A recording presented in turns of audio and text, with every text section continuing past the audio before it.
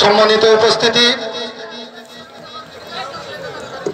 এখন আমাদের প্রধান মেহমানকে আমাদের এত অঞ্চল থেকে ক্রেস্ট উপহার দিয়ে সম্মানিত করছেন। আমাদের ক্রেস্ট গ্রহণ করে আমাদেরকে ধন্য করুন। সম্মানিত উপস্থিতি, এত অঞ্চল থেকে আমাদের প্রধান মেহমান ক্রেস্ট গ্রহণ করছেন।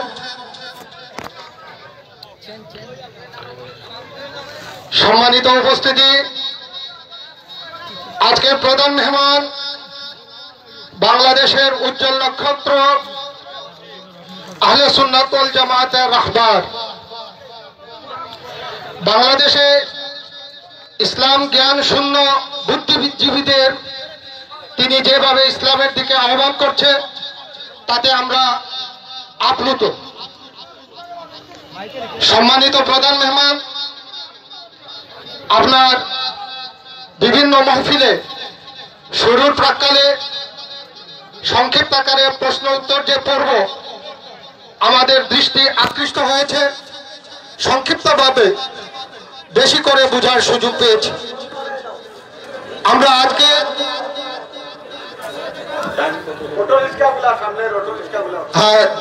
আমাদের মেয়র জুয়েল ভাইকে মঞ্চে চলে আসার জন্য, সম্মানিত মেয়র জুয়েল ভাইকে, কমলগঞ্জ পৌরসভার মেয়র সাহেবকে মঞ্চে চলে আসার জন্য আহ্বান করছি। সম্মানিত প্রধান অতিথি, আহলে সুন্নাত ওয়াল জামাতের মিশনকে সামনে নিয়ে যেতে আমাদের বেশ কিছু প্রশ্নের সম্মুখীন হয়েছে। প্রশ্ন আপনার সামনে উপস্থাপন করা হয়েছে, আমাদেরকে সেটার উত্তর দিয়ে বাধিত করবেন। ধন্যবাদ। আমাদের মধ্যে এসে উপস্থিত হয়েছে কমলগঞ্জের কৃতি সন্তান, যুব সমাজের অহংকার, কমলগঞ্জ পৌরসভার বারবার নির্বাচিত সম্মানিত মেয়র, জননন্দিত নেতা, আমাদের অত্যন্ত স্নেহভাজন ব্যক্তিত্ব জনাব জুয়েল আহমদ মহোদয়, ওনাকে আমাদের ওয়াজ পরিচালনা কমিটির পক্ষ থেকে এবং এই এলাকার সমস্ত জনসাধারণের পক্ষ থেকে জানাচ্ছি আন্তরিক অভিবাদন ও মোবারকবাদ। আসন গ্রহণ করার জন্য মাননীয় মেয়র মহোদয়কে আমাদের সকলের পক্ষ থেকে অনুরোধ জ্ঞাপন করছে। ধন্যবাদ সবাইকে। আসসালাম। সম্মানিত উপস্থিতি,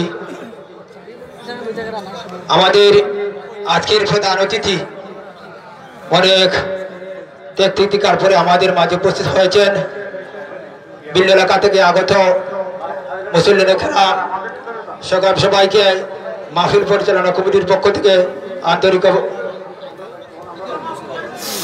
ইতিমধ্যে আমাদের প্রধান মেহমান হিসাবে যিনি কমলগঞ্জ পৌরসভার জননন্দিত মেয়র আমাদের মাঝে উপস্থিত হয়েছেন আদমপুর ইউনিয়ন পরিষদের সম্মানিত চেয়ারম্যান জনাব আফজাল হোসেন, আমাদের মাঝে উপস্থিত হয়েছেন আমাদের মেহমান জনাব সাব্বির আহমেদ ভূঁইয়া, আমাদের মাঝে উপস্থিত হয়েছেন বাংলাদেশ আওয়ামী লীগ যুবলীগ আদমপুর ইউনিয়ন যুবলীগের সম্মানিত সভাপতি জনাব আনোয়ার হোসেন, আমাদের মাঝে উপস্থিত হয়েছেন বিশিষ্ট ব্যবসায়ী জনাব আদমপুর বাজার ব্যবসায়ী কল্যাণ সমিতির সম্মানিত সভাপতি জাহাঙ্গীর মুন্না রানা, আমাদের মাঝে উপস্থিত হয়েছেন প্রেস ক্লাবের সভাপতি সাব্বির এলাহি, আমাদের মাঝে উপস্থিত হয়েছেন প্রবীণ সমাজসেবক জনাব আব্দুল সালাম লন্ডুরি, আমাদের মাঝে উপস্থিত হয়েছেন বিশিষ্ট সাংবাদিক জনাব শাহিন ভাই, আমাদের মাঝে আর বর্তমান চেয়ারম্যান জনাব আফজাল হোসেন। ইতিমধ্যে আমাদের মাঝে জনবন্দিত মেয়র সাহেব আমাদের মাঝে চলে এসেছেন।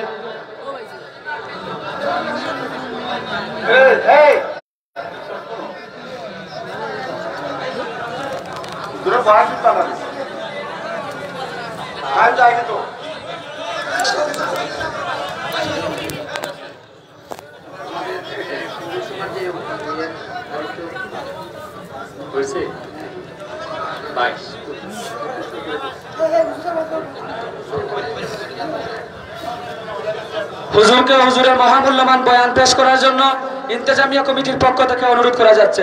আসসালামু আলাইকুম।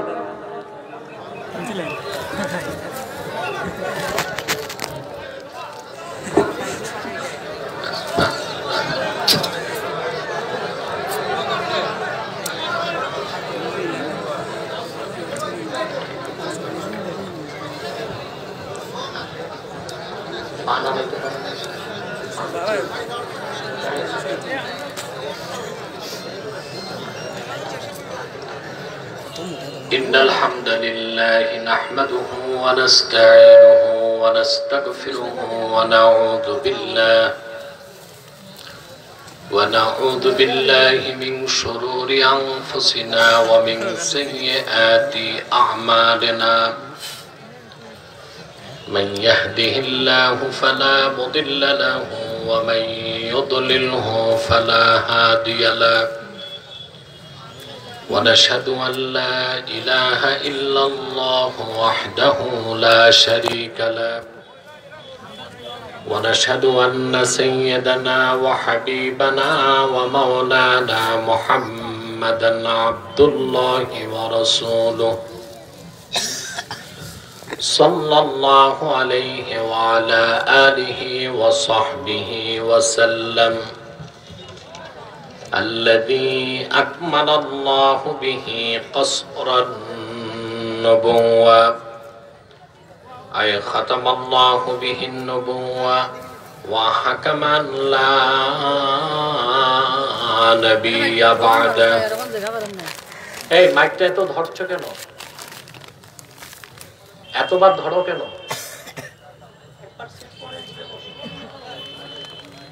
স্টার্টিং ভালো ছিল, ওই রকম করো, বারবার ধরো কেন? আওয়াজ আরো ছাড়বে।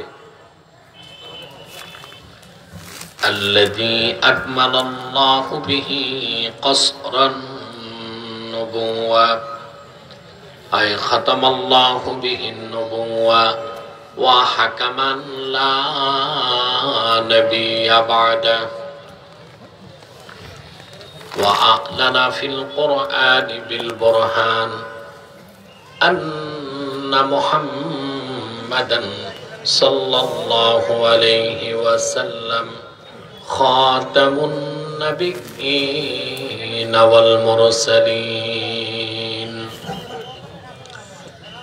الذي أرسله بالحق بشيرا ونذيرا وداعيا إلى الله بإذنه وسراجا منيرا فقد قال الله تعالى في كلامه المجيد والفرقان الحميد أعوذ بالله من الشيطان الرجيم বিসমিল্লাহির রহমানির রহিম ইয়াসিন ওয়াল কুরআনিল হাকীম ইন্নাকা লামিনাল মুরসালিন আলা সিরাতিম মুস্তাকিম। সাউন্ড বাড়বে না তো? কানে বাজে কেন আওয়াজ? প্রথমেই তো ভালো ছিল, এতবার ধরো কেন মাইক? স্টার্টিং ভালো ছিল। তোমার মাথায় টুপি নাই, ওযু নাই, এটি তো ওরসে আসছো নাকি না মাহফিলে আসছো?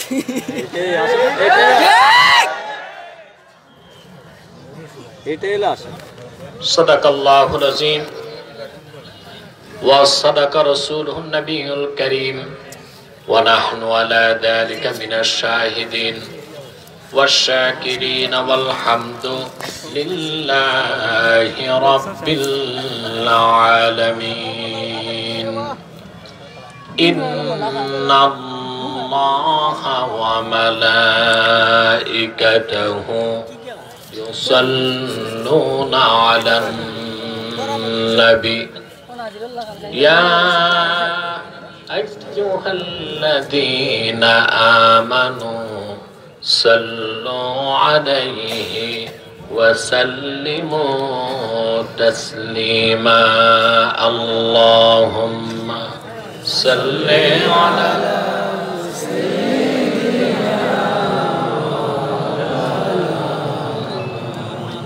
وعلى آل سيدنا زبان খুলে পড়ুন আল্লাহুম্মা সাল্লি আলা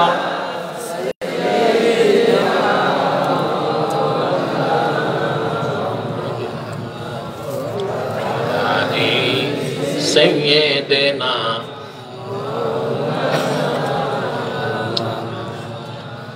मेरा दिल तड़प रहा है, मेरा जल रहा है सीना, ये दवा वही मिलेगी, मुझे ले चलो मदीना।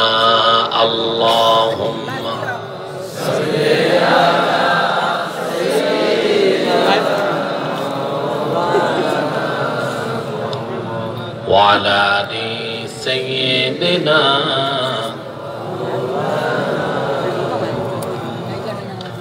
कुल्लुहुम मिर रसूलिल्लाहि मुल्तमिसुन गरफम मिनल बहरि औ रशफम मिनद दियमी। अल्लाहुम्मा सल्ली अला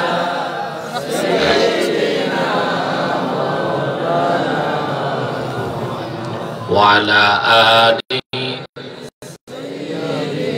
তোমরা বসে যাও, স্টেজে দাঁড়িয়ে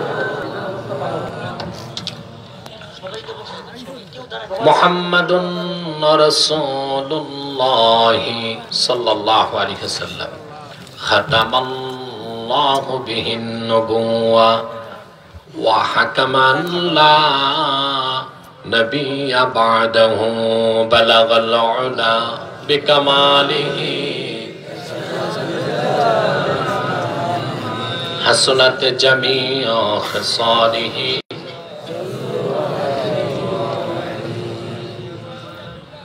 লতিফিয়া ইসলামী সেবা পরিষদের উদ্যোগে আয়োজিত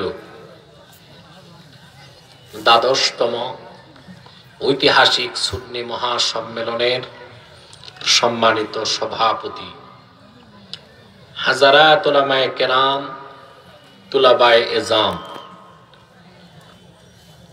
পরন্ত দুপুরে প্রচন্ড গরমে চরম ব্যস্ততায় বিভিন্ন প্রান্ত থেকে ছুটে আসা আমার দিন দরদি মুসলমান ভাই ও বন্ধুগণ, সকলকে অন্তরের অন্তঃস্থল থেকে জ্ঞাপন করছি মোবারক। সবটুকুন শুকরিয়া আল্লাহ সুবহানাহু ওয়া তাআলার জন্য, যিনি আজকের এই বরকতপূর্ণ মাহফিলে আমাদেরকে আসার অবসর তৌফিক দয়া করে ভিক্ষা দান করেছেন। সেজন্য আসুন আমরা সকলে একবার অবনত চিত্তে হৃদয়ের আবেগ অনুভূতি উজাড় করে সমবেত কণ্ঠে বলি আলহামদুলিল্লাহ। অগণিত অসংখ্য দরুদ ও সালাম আল্লাহর সৃষ্টির প্রধান আকর্ষণ, বিশ্ব সভার সভাপতি, সকল নবী রাসূলগণের মাথার তাজ, শামসুল হিদায়াত, বদরুদ্দুজা, সাইয়্যিদুস সাকালাইন, ইমামুল মুরসালিন, খাতামুন নবিয়্যিন ওয়াল মুরসালিন, আফতাবে নবুওয়াত, শাহানশাহে রিসালাত, সরকারে দো জাহাঁ, সুলতানুল মদিনা, নবিয়ুল আম্বিয়া, হুজুরে আকরাম, নূরে মুজাসসাম, নূরুন আলা নূর, সাইয়্যিদিনা হাবিবিনা শফিঈনা মাওলানা মুহাম্মদ সাল্লাল্লাহু আলাইহি ওয়াসাল্লামের উপর আল্লাহ জাল্লা যিকরুহু, যাকে আজ থেকে ১৫০০০ বছর আগে প্রেরণ করেছেন সর্বশ্রেষ্ঠ ও সর্বশেষ নবী ও রাসূল হিসেবে, যার পরে আজ পর্যন্ত পৃথিবীতে অবশ্যই কোন প্রকার নবী কিংবা রাসূল অবশ্যই আসে নাই, অবশ্যই এখনো নাই, অবশ্যই কিয়ামত পর্যন্ত আসবে না। প্রিয় বন্ধুরা, আপনারা কষ্ট করে বসে আছেন সূর্যের আলোতে, প্রচন্ড গরমে, ঠিক কিনা? আমরা আল্লাহর রহমতে বরকতে 1 ঘন্টা সময় পার করতে হবে, ঠিক কিনা? আমরা কোরআন কারীমের প্রবল আকর্ষণে ছুটে এসেছি, কোন ব্যক্তির আকর্ষণে নয়, ঠিক কিনা? এসেছি আসার পেছনে পার্থিব, জাগতিক, রাজনৈতিক, সামাজিক কোন স্বার্থ আমাদের নেই। আমরা এসেছি শুধুই মাত্র আল্লাহ ও তার রাসূলের রেজামন্দি হাসিল করার জন্য, ঠিক কিনা বলেন? আর আমরা এখানে বসেছি কোরআন কারীমকে কেন্দ্র করে, ঠিক কিনা? আপনারা জানেন করোনা পরিস্থিতিতে গোটা দুনিয়া স্থবির হয়ে আছে, বিপর্যস্ত, ঠিক কিনা? ইউরোপ আমেরিকার কেউ যদি বাংলাদেশে আসে আর এই দৃশ্য দেখে, সে বিনা নোটিশে 1 ঘন্টা ব্যস্ত, ঠিক কিনা? কারণ তারা এই দৃশ্য কল্পনা করতে পারে না। পারে? গ্রেট ব্রিটেনে প্রতিদিন 1000-এর উপর লোক করোনায় মারা যাচ্ছে। আমেরিকায় প্রতিদিন 3 থেকে 3500 লোক গড়ে মারা যাচ্ছে। আর 10টি মাস সময় পার হয়ে গেল, বাংলাদেশে 10,000 মানুষও মরে নাই। আমরা কি খুঁজে দেখেছি তার মূলভীত কারণটা কি? একমাত্র আল্লাহর কোরআনের বরকতে করোনার ভয়াবহ গজব থেকে আমরা বাঁচতে পেরেছি, ঠিক না? কারণ আরব বিশ্বকে বাদ দিলে সমগ্র পৃথিবীর কোথাও এত মাহফিল হয় না বাংলাদেশে যত মাহফিল হয়। এদেশের আকাশে বাতাসে আল্লাহর কোরআনের আওয়াজ যেভাবে মুখরিত হয়, আরব বিশ্বের বাইরে পৃথিবীর কোথাও এইরকম দৃশ্য দেখা যায় না, ঠিক কিনা? কথা বুঝতেছেন? তো মানুষ যখন কোরআন শুনে তাদের ঈমান বাড়ে, আর ঈমানের সাথে যখন তওবা করে বরকত রহমতের দরজা খুলতে থাকে। সুবহানাল্লাহ, সুবহানাল্লাহ বলবেন না? সুবহানাল্লাহ। কোরআন কারীম শুনলে ঈমান বাড়ে, কোরআন কারীম শোনালেও ঈমান বাড়ে। আল্লাহ রাব্বুল আলামিন কোরআন কারীমের ইরশাদ করেছেন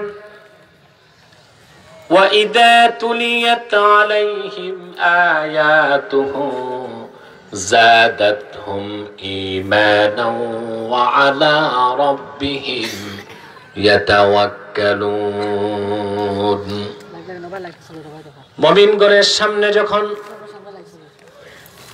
কোরআন কারীমের তেলাওয়াত হয়, আল্লাহ পাক বলেন কোরআনের তেলাওয়াত তাদের ঈমানকে বহুগুণ বাড়িয়ে দেয়।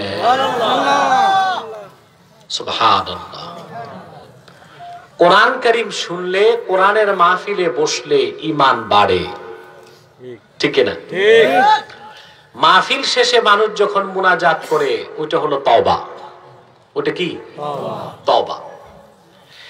আর যেই দেশে ঈমান আর তওবা দুটো আছে, ওই দেশে আল্লাহর গজব আসে না, রহমত ও বরকতের দরজা খুলতে থাকে। সুবহানাল্লাহ। কোরআন কারীমে আল্লাহ বলেছেন ওয়ালাউ আন্না আহলাল কুরা আমানু ওয়াত্তাকাউ লাফাতাহনা বারাকাতিম মিনাস সামাই ওয়াল আরদ। যদি জনপদের মানুষসমূহ ঈমান আনয়ন করতে এবং তওবা করত, আল্লাহ বলেন আমি তাদের জন্য বরকতের আকাশ ও জমিনের দরজাগুলো খুলে দিতাম।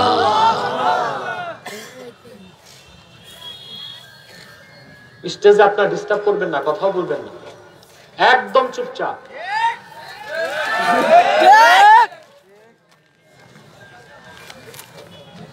তবে আল্লাহর কোরআনের মাহফিল বাংলাদেশে বেশি হয় বলেই করোনার ভয়াবহ গজব থেকে দেশ বেঁচেছে।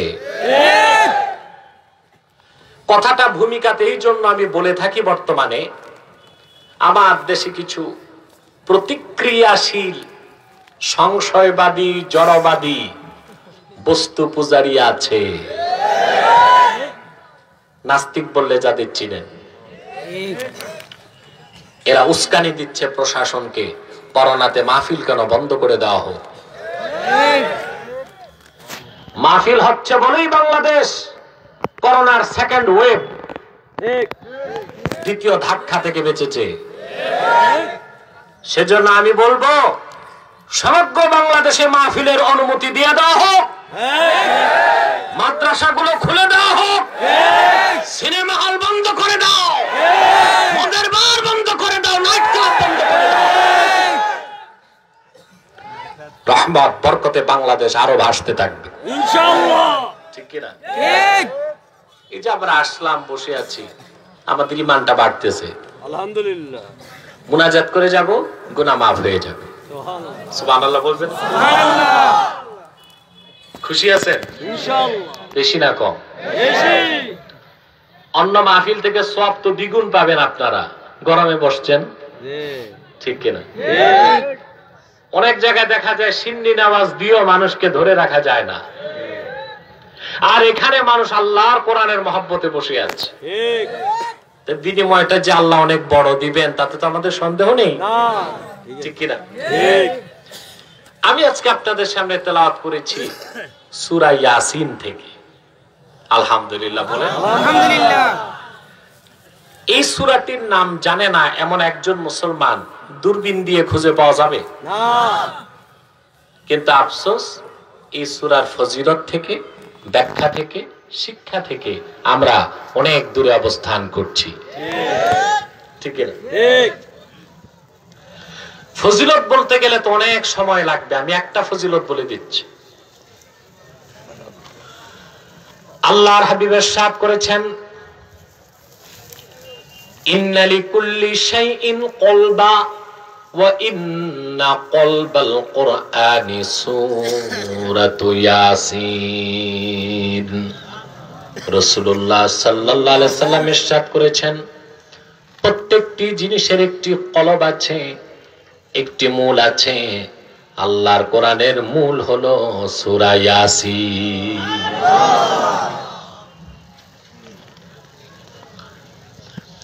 আল্লাহর হাবিব ইরশাদ করেছেন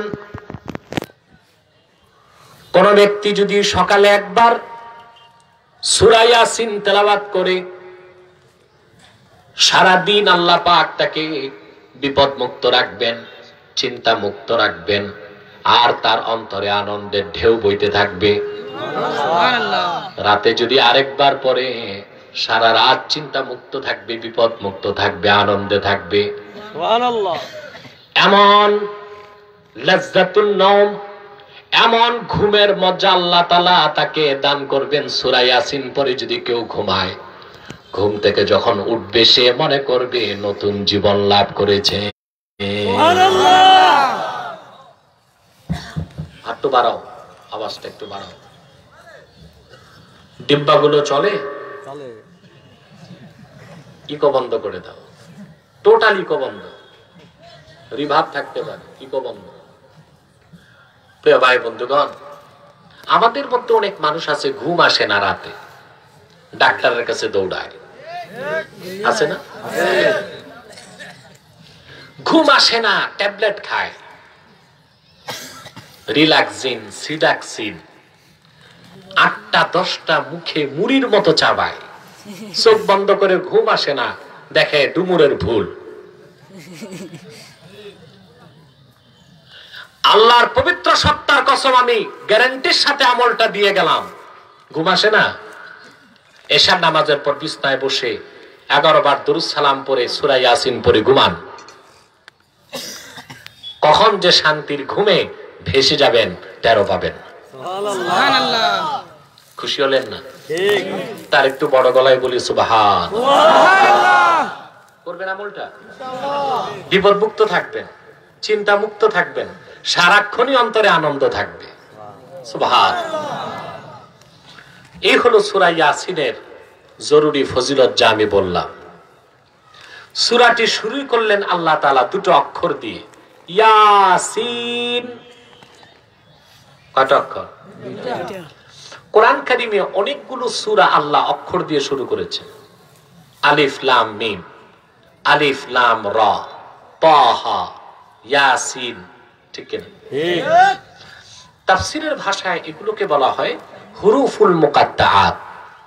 এগুলোর অর্থ মানুষ জানে না, আল্লাহ জানেন। সব মুফাসসির লিখছেন আল্লাহু আ'লামু বিমুরাদিহি বিযালিক। এগুলো সঠিক অর্থ আল্লাহ তাআলাই ভালো জানেন। তবে আমার একটা বক্তব্য আছে, আল্লাহ তো অবশ্যই জানেন, আল্লাহ রাসূলও জানতেন। যদি বলা হয় না রাসূলুল্লাহ জানতেন না, তাহলে তো বলতে হবে এগুলো অনর্থক নাজিল হয়েছে। আল্লাহর কোরআনে অনর্থক একটি অক্ষরও কি আছে? না। সবচেয়ে বড় কথা, কোরআন কারীমের শুরু থেকে শেষ প্রতিটি বাক্যের, প্রতিটি শব্দের, প্রতিটি অক্ষরের অর্থ আল্লাহ তার রাসূলকে জানিয়েছেন। সুবহানাল্লাহ। আল্লাহ রাব্বুল আলামিন বলেন, ফাইদা ক্বরানাহু ফাত্তাবি' কুরআনাহু সুম্মা ইন্না আলাইনা বায়ানা। মুহাম্মদ সাল্লাল্লাহু আলাইহি ওয়াসাল্লাম, আমি যখন আপনার উপর কোরআন নাজিল করি, মুখে পড়ার দরকার নাই, আপনি শুধু শুনুন। কোরআনকে আপনার সিনায় জমা করার দায়িত্ব আমি আল্লাহর, আর কোরআনের প্রতিটি বাক্যের প্রতিটি শব্দ ব্যাখ্যা করে দেবার দায়িত্ব আমি আল্লাহ। সুবহানাল্লাহ। তাহলে রাসূল করিম সাল্লাল্লাহু আলাইহি ওয়াসাল্লাম এই অক্ষরগুলোর অর্থ জানতেন, ঠিক কি না? সূরা ইয়াসিন আল্লাহ শুরু করলেন 2টো অক্ষর দিয়ে, ইয়াসিন, ইয়াসিন। আশ্চর্য হবেন, কোন কোন মুফাসসির ব্যাখ্যা বের করার চেষ্টা করেছেন। পৃথিবীর সবচেয়ে শ্রেষ্ঠ তাফসীরগুলোর একটি তাফসীরে কুরতুবী, নাম শুনেছেন? দারুল হাদিস, লেবাননের ছাপ, আল কাহিরা, মিশরের ছাপ, 8ম খণ্ড 8ম পৃষ্ঠায় ইমাম কুরতুবী ইয়াসিনের ব্যাখ্যা লিখেছেন যে আবু বকর ওয়াররাক রাহমাতুল্লাহ বলেছেন, ইয়াসিন অর্থ এটা রাসূলুল্লাহর একটা নাম। ইয়াসিন অর্থ ইয়া সাইয়্যিদাল বাশার। আল্লাহ তার রাসূলকে ইয়াসিন বলে ডাক দিয়েছেন, হে মানব জাতির নেতা। সুবহানাল্লাহ, সুবহানাল্লাহ, আর জোরে সুবহানাল্লাহ। কি বলেন আল্লাহ? মানব জাতির নেতা। সুবহানাল্লাহ, মানব জাতির তিনি কি শুধু মানব জাতির নেতা? সমস্ত নবী রাসূলগণের নেতা। সুবহানাল্লাহ বলবেন। রাসূলুল্লাহকে আল্লাহ তাআলা গোটা মানব জাতি নয়, নবী রাসূলগণের নেতা বানিয়েছেন আনুষ্ঠানিকভাবে, ঠিক না? হাদিস সাক্ষী মালিক বিন সা'সা বর্ণনা করেছেন, মেরাজের রাতে রাসূলুল্লাহ যখন আরশে আজিমের মেহমান হয়ে রওনা হলেন, বাইতুল্লাহ থেকে যখন বাইতুল মুকাদ্দাস গেলেন, আল্লাহ রাসূল দেখেন ওনার সম্মানে আদম থেকে 4 লক্ষাধিক নবী দাঁড়ায় আছেন। সুবহানাল্লাহ। অবাক হয়ে যাবেন মুসলমান, সব নবীর পক্ষে রাসূলুল্লাহর সঙ্গে দেখা করার চান্স পান নাই সব নবী। কোরআন কারীমে শ্রেষ্ঠ যে 25 জন নবীর কথা আল্লাহ বলেছেন, এই 25 জন সাক্ষাতের সুযোগ পেয়েছেন। সুবহানাল্লাহ বলবেন। কতজন? 25 জন। সাক্ষাৎ পর্ব শেষ। হযরত জিবরিল ঘোষণা করলেন 2 রাকাত নামাজ হবে। জিবরিল ইকামত দিলেন। নবী রাসূলগণ চিন্তা করছেন আজকে কে নামাজ পড়াবেন। আদম নবী চিন্তা করলেন আমি মানব জাতির পিতা, আমাকে দেওয়া হবে। ইব্রাহিম খলিল ভাবলেন আমি হচ্ছে জাতির জনক, মুসলিম জাতির জনক, আমাকে দেওয়া হবে। মুসা নবী ভাবলেন আমি আল্লাহর সঙ্গে সরাসরি কথা বলেছি, ইমামতি আমাকে দেওয়া হবে। ঈসা নবী ভাবলেন আমি কোন পুরুষের সংস্পর্শ ছাড়া কুদরতি ভাবে এসেছি, আমাকে দেওয়া হবে। সবার নীরবতা ভঙ্গ করে ইকামত যখন শেষ হয়ে গেল, হযরত জিবরিল রাসূলুল্লাহর ডান হাত ধরে মেহরাবে নিয়ে গেলেন আর বললেন আপনি নামাজের ইমামতি করবেন। লক্ষাধিক নবী রাসূলগণের নামাজ পড়িয়ে আমার নূর নবী ইমামুল মুরসালিন হয়ে গেলেন। এই জন্য রাসূলুল্লাহকে আল্লাহ বলেছেন ইয়াসিন, অর্থ ইয়া সাইয়্যিদাল বাশার, হে মানব জাতির নেতা। প্রিয় ভাই বন্ধুগণ, আমার নূর নবী মুহাম্মদ সাল্লাল্লাহু আলাইহি সাল্লামের সম্মান মর্যাদা যে কত বেশি তা বলার মতো কোন কণ্ঠ পৃথিবীতে নাই, তা লেখার মতো কোন কলম নাই, তা চিন্তা করার কোন মস্তিষ্ক আল্লাহর আকাশের নিচে নাই। দেখেন সূরা ইয়াসিন আল্লাহ তার হাবিবের মর্যাদা তুলে ধরলেন। সব নবীকে আল্লাহ নাম ধরে ডাকলেন, কিন্তু আপন রাসূলকে ইয়া মুহাম্মদ বলে কোরআনে ডাক দিলেন না। ডাকছেন? কথা বলেন। অন্য নবীদের কি বলছেন? নাম ধরে ডাকছে। কিন্তু আল্লাহ তার হাবিবের আরশচুম্বী মর্যাদার কথা প্রকাশ করতে যে নাম ধরে ডাকলেন না। কোথাও বললেন ইয়াসিন, তাহা, মুজাম্মিল, মুদ্দাসসির। সুবহানাল্লাহ বলবেন। উম্মতকে শিখালেন যে আমার হাবিবের দাম মর্যাদা কত বেশি। আরে মুসলমান সুবহানাল্লাহ কইবে না?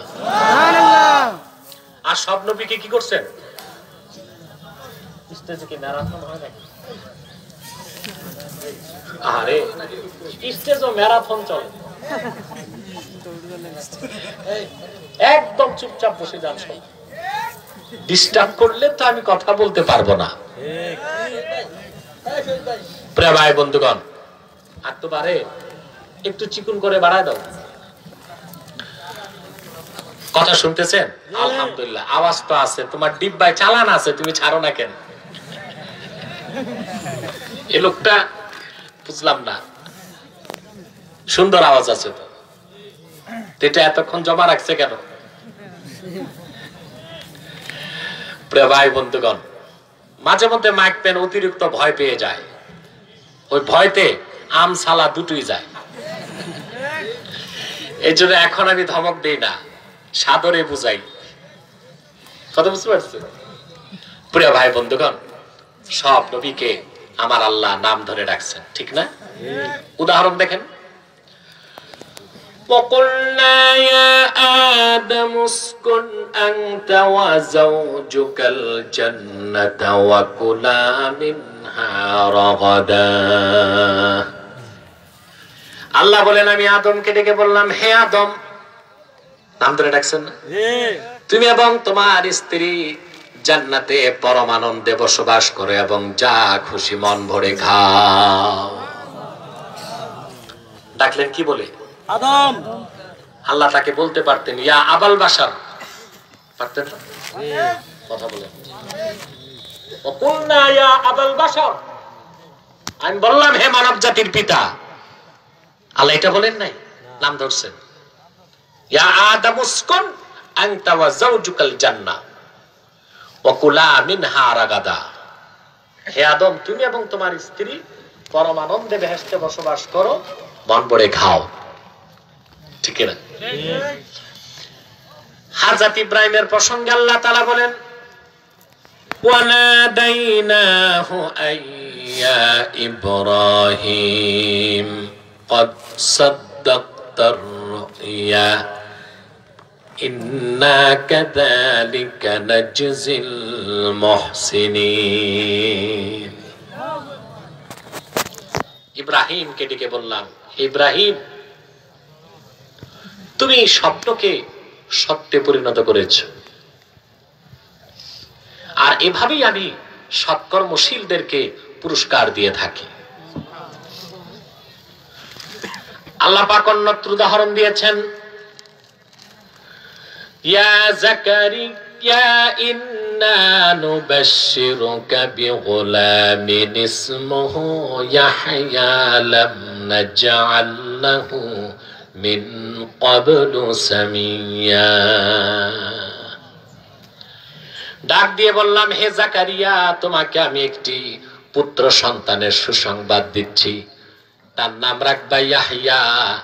এর আগে কোন মানুষের নাম আমি আল্লাহ ইয়াহইয়া রাখি নাই। কি বলে ডাকছেন? যাকারিয়া। হে যাকারিয়া। হযরত ইয়াহইয়ার ব্যাপারে আল্লাহ বলেন, আল্লাহ ডেকে বললেন ইয়া ইয়াহইয়া খুদিল কিতাবা বিকুওয়া ওয়া আতাইনাহুল হুকমা সাবিয়্যা। আল্লাহ বলেন হে ইয়াহইয়া, কিতাব শক্তভাবে ধরো। সুবহানাল্লাহ। আদম থেকে ঈসা সব নবীকে আল্লাহ তাআলা নাম ধরে ডাকলেন, কিন্তু সকল নবীগণের নবী মুহাম্মদ সাল্লাল্লাহু আলাইহি সাল্লামকে নাম ধরে ডাকলেন না। ডাক দিলেন ইয়াসিন বলে, তাহা বলে। ইয়াসিন মানে ইয়া সাইয়্যিদাল বাশার, হে মানব জাতির নেতা। তাহা মানে ইয়া তাহের, হে পবিত্র সত্তা।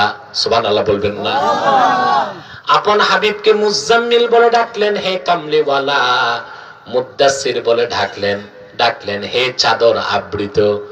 আপন রাসূলকে নাম ধরে ডাকলেন না, শুধু রাসূলুল্লাহর মর্যাদা তুলে ধরার জন্য। সুবহানাল্লাহ। মনে রাখবেন মুসলমান, আল্লাহর হাবিবের আজমত মর্যাদা যার অন্তরে থাকবে না, তাকে মুসলমান বলার কোনো সুযোগ নাই। আর রাসূলুল্লাহর সম্মান মর্যাদার বিরুদ্ধে কারো যদি একটি অক্ষর উচ্চারিত হয়, তাকে মুসলমান বলার সুযোগ নাই। সে মুরতাদ এবং ইসলামী শরিয়া আইনে তার মৃত্যুদণ্ড ফরজ। ঠিক কিনা? এই ক্ষেত্রে চার মাযহাব একমত। قد انعقد الإجماع على أن شاتم الرسول صلى الله عليه وسلم يكفر ويقتل مرتدا। হানাফি, শাফি, মালিকি, হাম্বলি চার মাযহাব একমত। আল্লাহর হাবিব মুহাম্মদ সাল্লাল্লাহু আলাইহি ওয়াসাল্লামের আরশচুম্বী মর্যাদার বিরুদ্ধে কারো যদি বক্তব্য হয়, তাকে কাফের ঘোষণা করে তার গর্দানকে উড়িয়ে দেওয়া হবে। ওয়ালা তুকবালু তাওবাতুহু, সে যদি তওবা করে তারপর তার মৃত্যুদণ্ড মওকুফ করা যাবে না।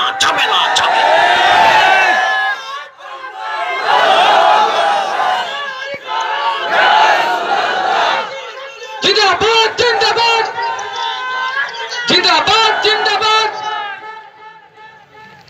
মত প্রকাশের স্বাধীনতার দোহাই দেয়া রাসূলুল্লাহ শানে বেয়াদবি চলবে না বাংলাদেশে।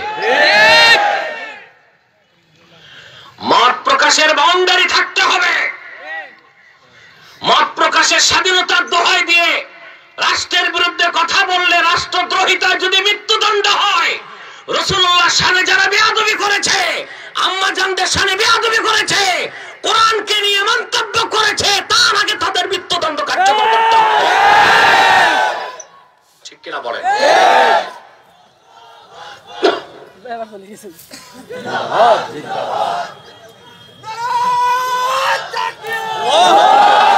মনে রেখো মুসলমান, তোমার দর্শন কি হবে আমি বলে যাই, তোমার জীবনের ফিলোসফি কি হবে আমি বলে যাই। মনে রেখো, তোমার দর্শন হবে ব্যক্তির চেয়ে দল বড়, দল থেকে দেশ বড়, দেশ থেকে জান বড়, জান থেকে আমার ঈমান বড়। আমার রাসূল মুহাম্মদ সাল্লাল্লাহু আলাইহি সাল্লাম আমার ঈমান। ঠিক কিনা? এই ক্ষেত্রে কোনো আপোষ নাই, কোনো ছাড় নাই, কোনো কম্প্রোমাইজ নাই। বুদ্ধিজীবীরা বাক স্বাধীনতার দোহাই দেয়, মত প্রকাশের স্বাধীনতা, সকল মত প্রকাশের স্বাধীনতা ইসলাম নিয়া। মত প্রকাশ আর বাক স্বাধীনতা, তারও একটা বাউন্ডারি থাকতে হবে। ঠিক আছে? এর বাইরে কোনো মত প্রকাশ নাই, কোনো বাক স্বাধীনতা মানা যেতে পারে না। আপনি আমাকে গালি দিবেন, আমি বলবো গালি দিলেন কেন? ভাই আমার মুখ আছে, বাক স্বাধীনতা। ঠিক আছে? মত প্রকাশের স্বাধীনতা, কথা বলেন না? বাক স্বাধীনতা, মত প্রকাশের স্বাধীনতা লাগামহীন হলে তা চলবে না। পৃথিবীর কোন নেতা নেত্রী দল নিয়ে মন্তব্য করলে বড় জোর গুনাহ হবে, প্রিয় রাসূলের শানে বেয়াদবি করলে গুনাহ না, ঈমান চলে যাবে। এগুলো মাথায় ঢুকে কথা বলে না। কথা আরেকটু সূক্ষ্ম করে দিচ্ছে, আরেকটু সূক্ষ্ম আছে। কেউ যদি আল্লাহর শানে বেয়াদবি করে সে মুরতাদ, তওবা করলে তাকে মৃত্যুদণ্ড মওকুফ। কিন্তু কেউ যদি রাসূলুল্লাহর শানে বেয়াদবি করে, শাতিমুর রাসূল, তওবা করলো মৃত্যুদণ্ড বহাল। আল্লাহ নিজের সম্মান মর্যাদা যতটুকু হেফাজত করেছেন, সুবহানাল্লাহ, আপন রাসূলের মর্যাদা হেফাজতের ক্ষেত্রে ততোধিক গুরুত্ব দিয়েছেন। আমি একটা উদাহরণ দিচ্ছি। আল্লাহ রাসূল সাল্লাল্লাহু আলাইহি ওয়াসাল্লাম উহুদ যুদ্ধে গেলেন। সে যুদ্ধে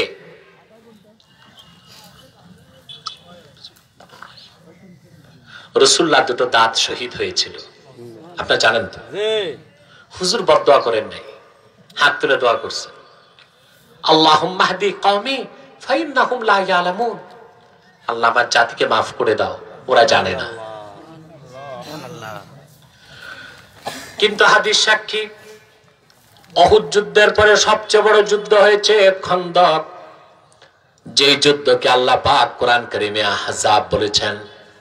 সেই যুদ্ধে রাসূলুল্লাহর কোন সাহাবী তেমন ক্ষতিগ্রস্ত হন নাই, শুধু একজন সাহাবী শহীদ হয়েছিলেন।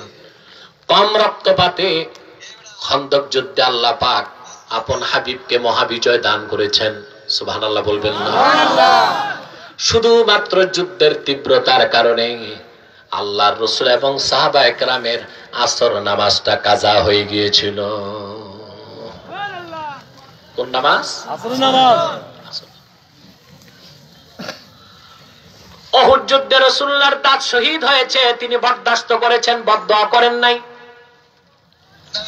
কিন্তু হাদিস সাক্ষী, খন্দক যুদ্ধে শুধুমাত্র আসর নামাজ ছুটে গেল, রাসূলুল্লাহ বরদাস্ত করতে পারলেন না, হাত তুলে কাফেরদের বদদোয়া দিলেন, আল্লাহুম্মা ইমলা বুতুনাহুম ওয়া কুবুরাহুম নারা।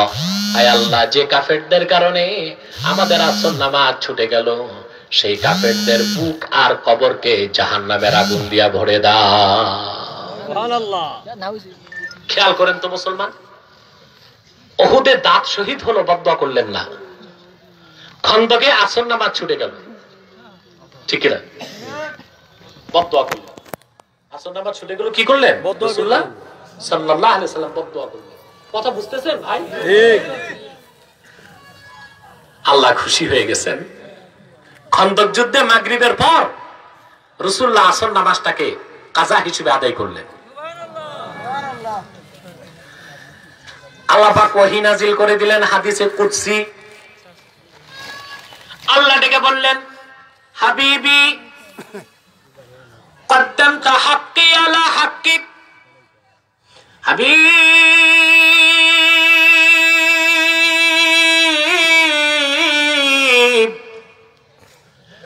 আপনার হকের উপর আমার হককে আপনি প্রাধান্য দিয়েছেন। উহুদে দাঁত শহীদ হয়েছে, আপনার হক আপনি মাফ করেছেন। খন্দকে নামাজ ছুটেছে, আমার হক মাফ করেন নাই। সুবহানাল্লাহ বলবেন না? ফাআনা উকদ্দিমু হাক্কাকা আলা হাক্কি। আজ থেকে আমি আইন করলাম, আমার হকের উপর আমি আল্লাহ আপনি রাসূলের হককে তুলে ধরুন। সুবহানাল্লাহ, সুবহানাল্লাহ। ফামান তারাকা সলাতা তুলা উমরিহি লা ইয়াকফুর। আপনার কোন ইমানদার উম্মত যদি সারা জীবন নামাজ পড়তে না পারে, সে কাফের হবে না, ফাসিক হবে, কোন একদিন জান্নাতে যাবে। ওয়ালাকিন মান তাআনা শা'রাতাম মিন শা'রাতিকা ইয়াকফুর। কিন্তু কোন হতভাগা যদি আপনি মুহাম্মদ সাল্লাল্লাহু আলাইহি সাল্লামের একটি চুল মোবারককে নিয়ে মন্তব্য করে, আমি আল্লাহ আইন করে দিলাম সেই হতভাগা কাফের হয়ে যাবে। রাসূলুল্লাহর আজমত, রাসূলুল্লাহর তাজিম, রাসূলুল্লাহর সম্মান কত ঊর্ধ্বে আল্লাহ তাআলা স্থান দিয়েছেন। কোথাও নাম ধরে ডাকলেন না, ভালোবাসায় মহব্বতে ডাকলেন, ইয়াসিন, ইয়া সাইয়্যিদাল বাশার, হে মানব জাতির নেতা। তাহা অর্থ তাহের, হে পবিত্র সত্তা। মুজাম্মিল, হে কামলিওয়ালা। মুদ্দাসসির, হে চাদর আবৃত। আল্লাহু আকবার। তো রাসূলুল্লাহ শানে আমাদের বক্তব্য কতটা সতর্কের সাথে হওয়া উচিত, কতটা তাজিম ও সম্মানের সাথে হওয়া উচিত। সেজন্য বলি মুসলমান, যারাই রাসূলুল্লাহ শানে বেয়াদবি করে, পরকালের বিচার তো পরে, দুনিয়া তো আল্লাহ তাদের বেইজ্জত করেন, অপমানিত করেন, অপদস্থ করেন, ঠিক কিনা বলেন? সাবধান। আজমাতে রাসূলের ক্ষেত্রে ধারণা স্পষ্ট করেন। তারপর আল্লাহ পাক বলেন, ওয়াল কুরআনিল হাকিম, ইয়াসিন ওয়াল কুরআনিল হাকিম। আল্লাহ কসম করলেন, এবং কোরআনে হাকিমের কসম। কোরআনকে আল্লাহ হাকিম বললেন, কি বললেন? হাকিম। মাতো না ভাই, হাকিম। কি বললেন? হাকিম, হাকিম, ঠিক কিনা? কোরআনকে হাকিম কেন বললেন? এর মানে ওয়াল কুরআনি যিল হিকমা, হিকমতপূর্ণ কোরআনের কসম। কোরআনকে আল্লাহ বলেন হিকমতপূর্ণ। কি বললেন? হিকমতপূর্ণ। এখন হিকমত কাকে বলে প্রশ্ন আসে না? মাতো আসে। আল্লাহ তাআলা চারটি বিষয়কে হিকমত বলেছেন। কয়টি? ভালো করে শুনেন। কয়টি? ইলমকে আল্লাহ হিকমত বলেছেন। ইলম বুঝেন? আপনার যেটা এখন এলেম, ইলমকে আল্লাহ হিকমত বলেছেন। আল্লাহ পাক বলেন, ওয়া মান ইউতাল হিকমাতা ফাকাদ উতিয়া খায়রান কাসীরা।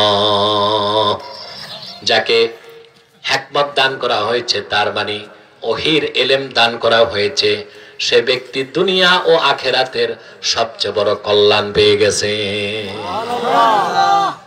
ইলমকে আল্লাহ হিকমত বলেছেন। কি বলেছেন? হিকমত। হিকমত। দুই নাম্বার, দ্বিতীয় যে বিষয়কে আল্লাহ হিকমত বলেছেন তা হলো হুজ্জাত, দলিল। কথা বুঝতে পারছেন? দলিল, দলিল। হুজ্জাতকে আল্লাহ কি বলছেন? হিকমত, হিকমত। যেমন আল্লাহ পাক বলেন, উদউ ইলা সাবিলি রাব্বিকা বিল হিকমাতি ওয়াল মাউইযাতিল হাসানা ওয়াজাদিলহুম বিল্লাতী হিয়া আহসান। মুহাম্মদ সাল্লাল্লাহু আলাইহি ওয়াসাল্লাম, আপনি মানব জাতিকে আপনার রবের পথে ডাকুন, আহ্বান করুন, দাওয়াত দিন হিকমতের সাথে। এখানে হিকমত অর্থ কি? আমরা বাংলাদেশের মৌলবীরা অর্থ করেছি কৌশল, অর্থাৎ কৌশলে ওয়াজ করো, পিঠ বাঁচাও, চাকরি বাঁচাও। ঠিক না? পিঠ বাঁচাও, চাকরি বাঁচাও। বক্তা যেগুলো জনপ্রিয় হয়ে যায় সব কথা আর বলে না জনপ্রিয়তা ধরে রাখতে, কিন্তু ঘোড়ার ডিম বক্তা বুঝলোই না জনপ্রিয়তা দিবেন কে? আল্লাহ। কেড়ে নিবেন কে? আল্লাহ। ঠিক না? আমাকে এখন অনেকে নসিহত খয়রাত করে, হুজুর আপনি এখন সবচেয়ে জনপ্রিয়। আমি বলেছি আলহামদুলিল্লাহ, আল্লাহ নেককার বান্দাদের কাছে আমি সবসময় জনপ্রিয় ছিলাম, আছি, আশা করি থাকবো ইনশাআল্লাহ। নূর নবী মুহাম্মদ সাল্লাল্লাহু আলাইহি সাল্লামের জুতা মোবারকের সদকায়। তবে বর্তমানে সারা দেশে আমি একটি ঐক্য চাই। ঘর সামলাতে হবে, ঠিক কিনা? ঘর ঠিক, পরে মারামারি করা যাবে, ঠিক কিনা? ঘরে 10টা ভাই 10 মতের হয়, শত্রু যদি আগুন দিতে আসে 10 ভাই মারামারি করে না, শত্রু ঠেকায়। আগে আমাদের ঘর বাংলাদেশ ঠিক রাখতে হবে, সেজন্য ঐক্যবদ্ধ হতে হবে। সেজন্য আমার স্লোগান এখন মাসলাক যার যার, ইসলাম সবার। এই মুহূর্তে স্লোগান। ঘর যদি চলে যায় বেদীদের হাতে, বিজাতির হাতে, তাহলে আমরা মারামারি করব কখন? কথা বলে।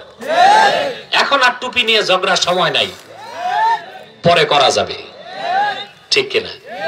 এখন আলিয়া মাদ্রাসা, দেওবন্দি মাদ্রাসা, এই ঝগড়ার সময় নাই। এখন উম্মত সব এক হইতে হবে। এখন কে কোন পীরের মুরিদ তা দেখার সময় নাই। এখন কার জুব্বা গোল কাটটা ভাড়া তা দেখার সময় নাই। আমার মাসলাক আমার কাছে, তোমারটা তোমার কাছে। ইসলামের সুমহান স্বার্থ রক্ষায়, মুসলমানের অধিকার রক্ষায়, বাংলাদেশের স্বাধীনতা সার্বভৌমত্ব রক্ষায় সকল মাসলাকের মুসলমানকে ঐক্যবদ্ধ হবার, শপথ নেবার সময় এসেছে।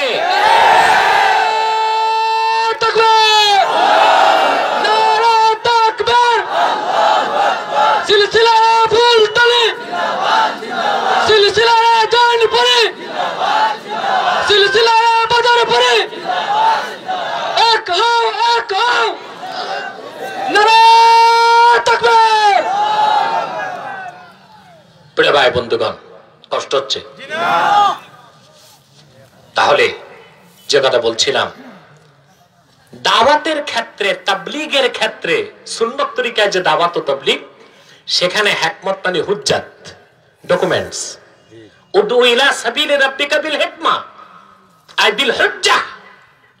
কাফের মুশরিক বাতিলকে দ্বীনের দাওয়াত দাও ডকুমেন্টসের সাথে, এভিডেন্সের সাথে, দলিলের সাথে, তার নাম হিকমা। আর আমরা বাংলাদেশে অর্থ করতে কৌশল, পিঠ বাঁচাও, ঠিক কিনা? সেজন্য আমাদের খতিব ভাইরা কথা বলতে পারে না মিম্বরে। কথা কেমন করে বলবে? মসজিদ কমিটির সভাপতি অনেক জায়গায় দেখা যায় সুদখোর,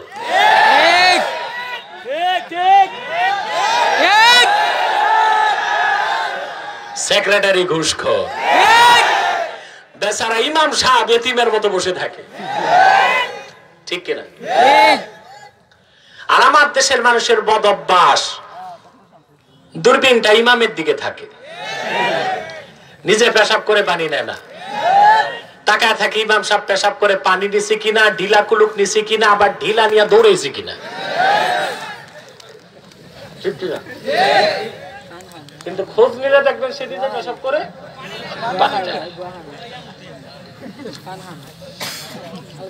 ওয়াজ শুনবেন, আমল করবেন না, তাতে হবে না। ভালো মানুষকে সমাজে এস্টাবলিশ করতে হবে, ঠিক কিনা? কোন সুদখোর, দুর্নীতিবাজ, ঘুষখোরকে মসজিদ, মাদ্রাসা, ওয়াজ কমিটিতে প্রধান পদ দিবেন না, ভাইটাল পোস্ট দিবেন না। সাথে রাখবেন যেন হেদায়েত হয়। আর যদি সুদখোর টাকা দেয় মসজিদের জন্য নিবেন না। যদি দেখেন এলাকার বিখোজ টাইপের মানুষ, না নিলে সমস্যা আছে, টাকা নিয়া টয়লেট বানাই দিবে। বুঝতে পারছেন? ঠিক। মনে রাখবেন, আমি বলে যাই, মনে থাকবে কিনা পরে জানি না, চোর ডাকাত খুনি তার চেয়ে বড় অপরাধী সুদখোর। একমত আমার সাথে? কথা বলে না। একমত? এটা আমার কথা না, হাদিস। আকলু দিরহামিন মিনার রিবা আশাদ্দু মিন 33 জানিয়া ইয়াজনিহার রাজুল।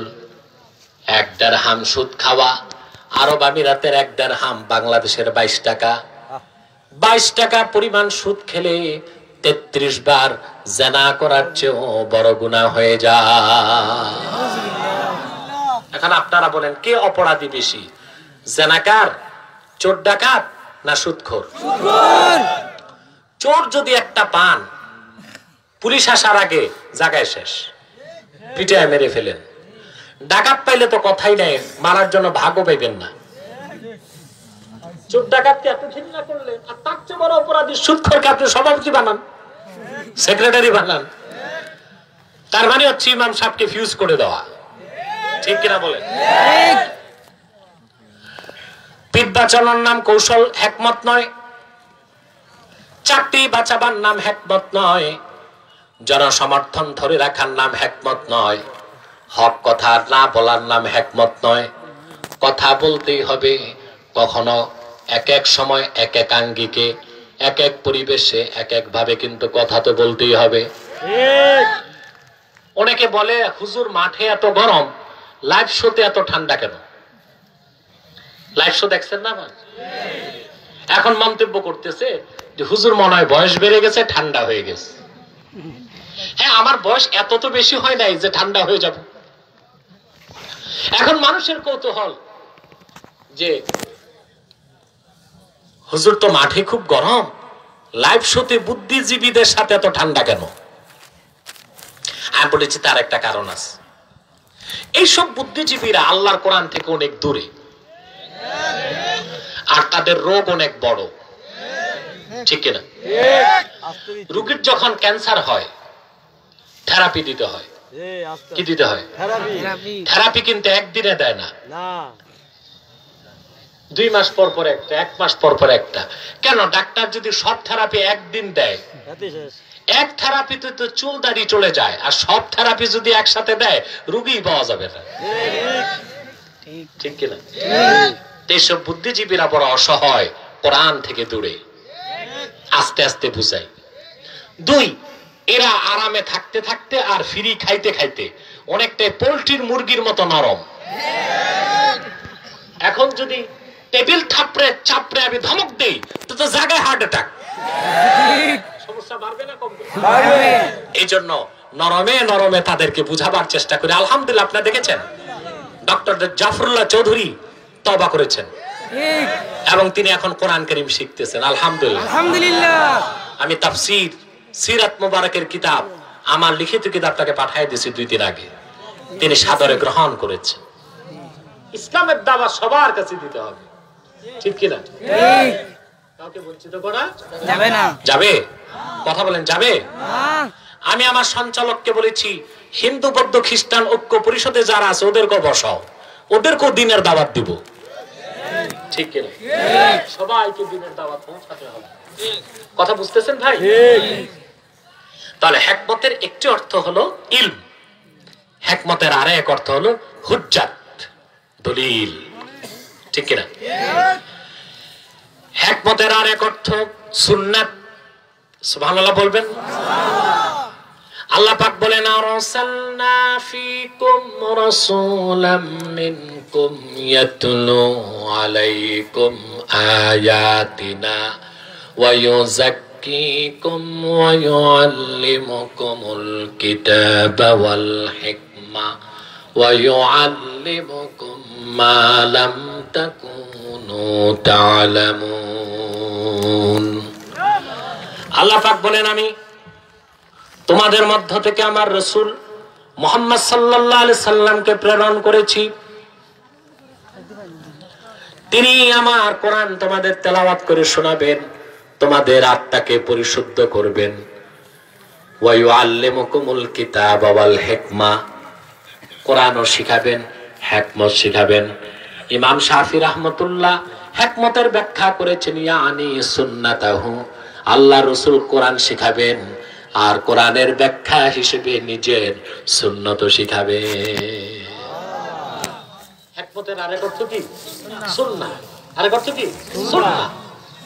হিকমতের চতুর্থ অর্থ হলো প্রজ্ঞা। কয়টা অর্থ পেলাম? ইলম, দলিল, সুন্নাত, প্রজ্ঞা।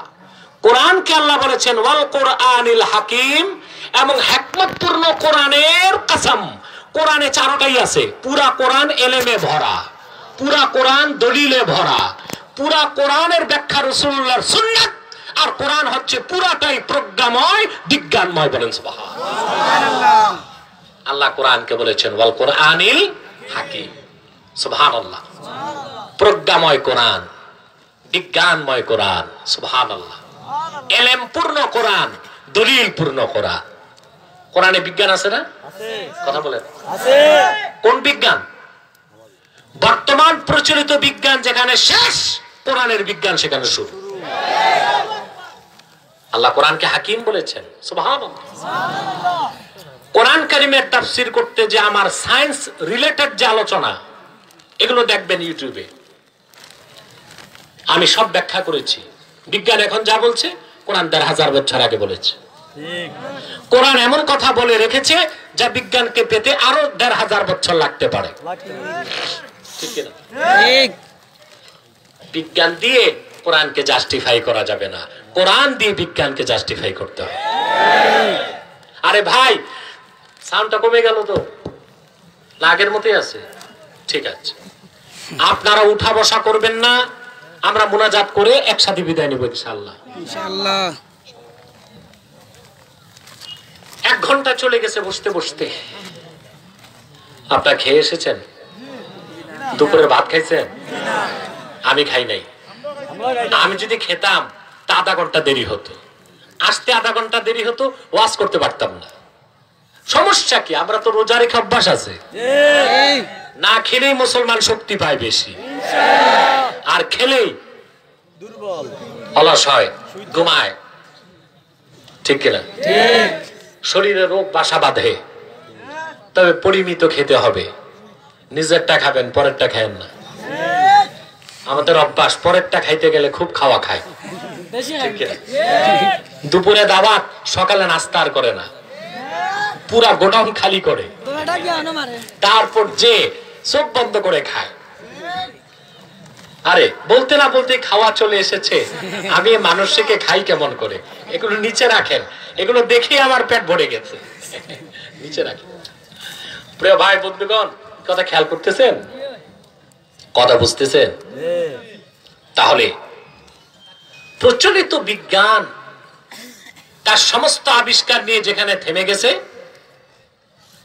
আল্লাহর কোরআন তো অনেক উপরে, মুমিনের স্তর তো অনেক উপরে। আল্লাহ নগণ্য সৃষ্টির প্রযুক্তি সেখানে শুরু হয়। আমি একটা উদাহরণ দিচ্ছি। শীতকালে রাশিয়ার সাইবেরিয়া থেকে অতিথি পাখি আসে বাংলাদেশ, হাওর বাওর বিলে পেট ভরে মাছ খায়, আবার চলে যায় আপন দেশে। ঠিক কিনা? কিন্তু সর্বাধুনিক বিজ্ঞানের প্রযুক্তি নিয়ে মানুষের সাইবেরিয়া যেতে কি রকম সময় লাগবে? প্লেন লাগবে। ঠিক কিনা? প্লেন বানাতে বিজ্ঞানকে কত শ্রম দিতে হয়েছে। বাংলাদেশ এখন কিছু প্লেন কিনেছে, ড্রিম লাইনার, খুব দামি প্লেন। আগে আমরা বিদেশ গেলে খুব লজ্জা পেতাম, আমাদের প্লেন নাই, যাও ছিল চাকা নাই, ডানা নাই, ভিতরে মশা, শুনতাম বৃষ্টি আসলে পানিও টপ টপ পড়ে প্লেনে। এখন কিছু নতুন প্লেন সরকার কিনেছে, এর মধ্যে আছে ড্রিম লাইনার। একটি ড্রিম লাইনার এখন প্রায় 1400 কোটি টাকা লাগে কিনতে। তারপর পাইলট থাকে প্রায় 4 জন, pilot, co pilot, captain, cabin crew থাকে কমসে কম 20 জন। প্লেন এয়ারপোর্টের টারমাক থেকে ট্যাক্সিওয়ে হয়ে রানওয়েতে যায়। এটিসি এয়ার ট্রাফিক কন্ট্রোল তাকে অনুমতি দিলে আকাশে উঠে। তার কাছে রাডার আছে, জিপিআরএস আছে, ঠিক কিনা? সুপার কম্পিউটার সিস্টেম আছে। এয়ার ট্রাফিক কন্ট্রোলের সাথে যোগাযোগ করে আকাশে সে উড়ে। এমন ক্যামেরা আছে প্লেনে, 350 থেকে 400 মাইল দূরে ঝড় তুফান দেখতে পায়।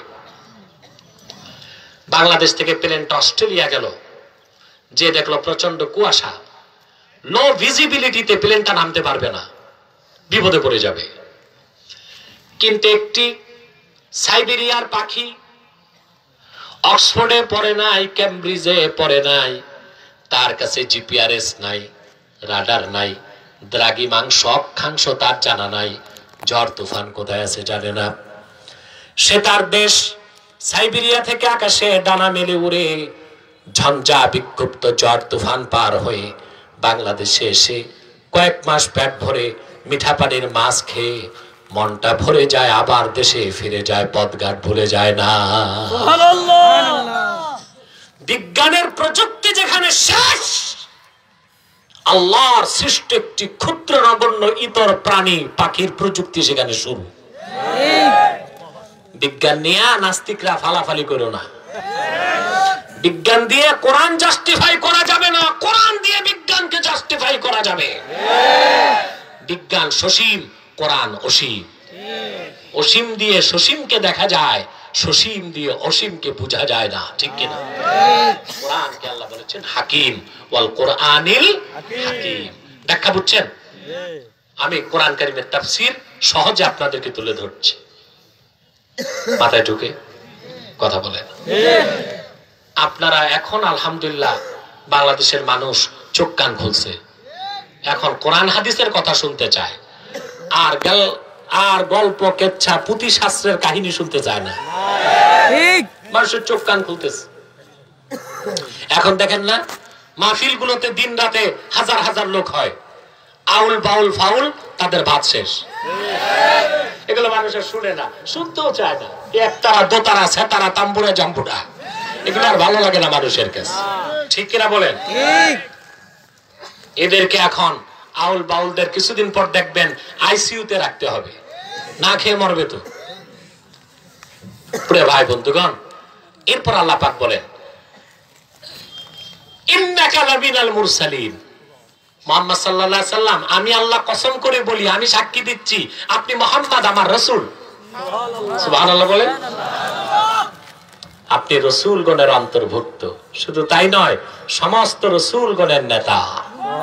আপনি খাতামুন নবীন, ইমামুল মুরসালিন। বলেন সুবহানাল্লাহ।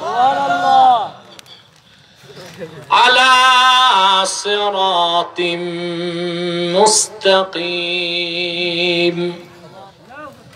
আল্লাহর দেখানো, আল্লাহর প্রতিষ্ঠিত সহজ সরল পথের ধারক হিসেবে, সহজ সরল পথের প্রদর্শক, আল্লাহর দেখানো, আল্লাহর মনোনীত সহজ সরল পথের উপর আপনি প্রতিষ্ঠিত। অর্থাৎ আল্লাহর পক্ষ থেকে আপনি মুহাম্মদ সাল্লাল্লাহু আলাইহি ওয়াসাল্লাম যে পথ আর যে মত এনেছেন, দ্বীন ইসলাম, এটাই একমাত্র সত্য, আল্লাহ কর্তৃক গৃহীত, স্বীকৃত, মনোনীত। বলেন সুবহানাল্লাহ, ঠিক কি না? আর কোন পথ নাই, মত নাই। কথা বলেন, আর কোন পথ নাই, পথ একটাই, দ্বীন ইসলাম। ওটাকে আল্লাহ বলেছেন সিরাতে মুস্তাকিম। সুবহানাল্লাহ বলবেন না? রাসূলুল্লাহ যে দ্বীন ইসলাম রেখে গেলেন, এটা খণ্ড করা, এটা ভাগ করা, এটা বিকৃত করা, এটাকে বাঁকা করার কোনো সুযোগ আমাদের নাই। আমাদের মধ্যে অনেক বক্তা অসচেতনতায় বলে থাকে ইসলাম ধ্বংস হয়ে যাবে। না, ইসলাম ধ্বংসের জিনিস না, হইলে মুসলমান ধ্বংস হইতে পারে, ঠিক কি? ইসলাম ধ্বংস করা যাবে? এরপর আমাদের মধ্যে অনেক বুদ্ধিজীবী আছে, ইসলামের নাম দিছে রেডিক্যাল ইসলাম, মডারেট ইসলাম। নাউজুবিল্লাহ বলবেন না? আল্লাহর আখিরি নবী নবীজি মুহাম্মদ সাল্লাল্লাহু আলাইহি ওয়াসাল্লাম ১৫০০ বছর আগে আল্লাহর পক্ষ থেকে যে সিরাতে মুস্তাকিম দিন ইসলাম এনেছেন, তার শুরু কোরআন, শেষ আল্লাহর জান্নাত। সেই ইসলামকে ভাগ করার কোন ক্ষমতা কোন মানুষের নাই। ইসলাম রেডিক্যাল বলতে কিছু নাই, মডারেট বলতে কিছু নাই। ইসলাম তো একটাই, যেটা দিন ইসলাম, চেরাগে মুহাম্মাদি। ঠিক কিনা? ভাগ করা যাবে না। ওই যে আমার দেশে কিছু আবার মুসলিম ব্লগার আছে, ইসলামের পক্ষে লেখে, জ্ঞান নাই তো লিখতে যায় কি লেখে ঠিক নাই। একজন লেখছে যে ইসলাম মানুষকে আঘাত করে, এই ইসলামে আমি নাই। নারায়ণ বাচ্চা, গাধে কান্ডা, তুই তো বুঝলি না যে ইসলাম রাসূলুল্লাহর ইসলাম নয়, ওটা তো ইসলামই না। ঠিক কিনা বলেন? যেই মতবাদ কোরআন হাদিসের বিপক্ষে সেটা ইসলাম নয়।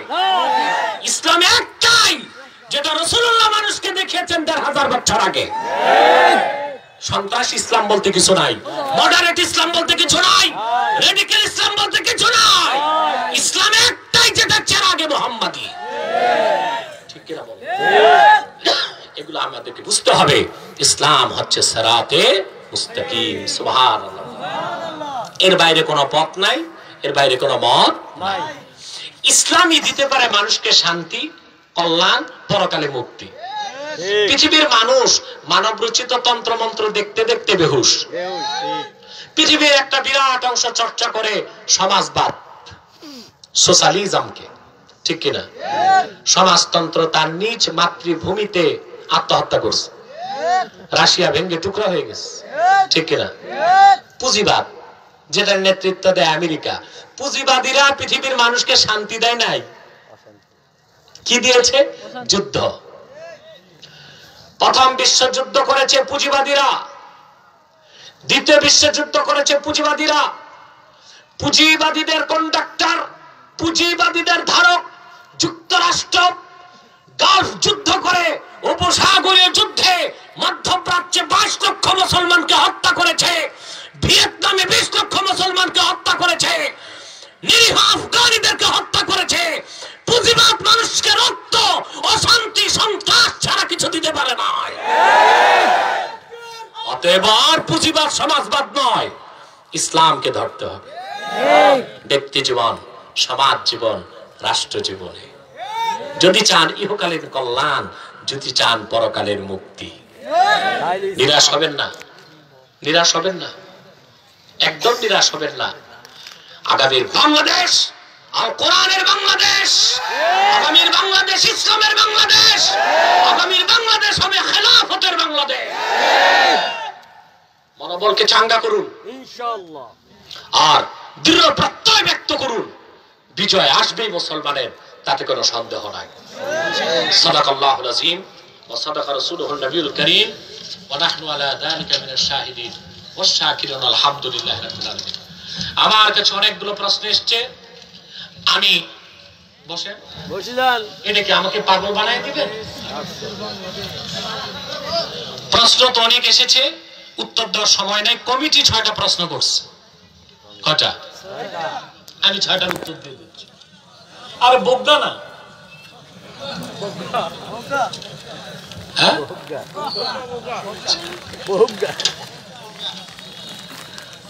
প্রথম একটি প্রশ্ন এসছে মিলাদ কিয়ামের ব্যাপারে। কোন কোন আলেমের নাম নেওয়া হয়েছে যে তারা মিলাদ কিয়াম করেছেন, বর্তমানে অনুসারীরা কেন করছেন না। দেখুন, কোন ব্যক্তি, কোন মাসলাক, কোন ঘরানার দৃষ্টিভঙ্গি থেকে মাসালা ইস্তেমবাদ করা যায় না। মাসালা ফতোয়া তা হবে 4টা দলিলে, কোরআন, সুন্নাহ, ইজমা, কিয়াস। আমরা যে রাসূলুল্লাহর মহব্বতে মিলাদ পড়ি, এটার মূল ভিত্তি কোরআন কারীমও আছে, সহিহ হাদিসও আছে। লাকাদ জাআকুম রাসূলুম মিন আনফুসিকুম আজিজুন আলাইহি মা আনিতুম। এই আয়াতের ব্যাখ্যায় 4টা তাফসীরের নাম বলে দিই। ইবনে কাসির, রুহুল মাআনি, তাফসীর হাক্কানি, তাফসীরুল কবির, এই সবগুলো তাফসীরে এই আয়াতের ব্যাখ্যায় রাসূলুল্লাহর মিলাদের আলোচনা করা হয়েছে। তার থেকে মুফাসসিরগণ প্রমাণ করেছেন যে আল্লাহ রাসূল মুহাম্মদ সাল্লাল্লাহু আলাইহি ওয়াসাল্লামের মিলাদ জন্ম বৃত্তান্ত কোরআন কারীমে আছে। আপনারা দাঁড়ায় গেলেন কেন?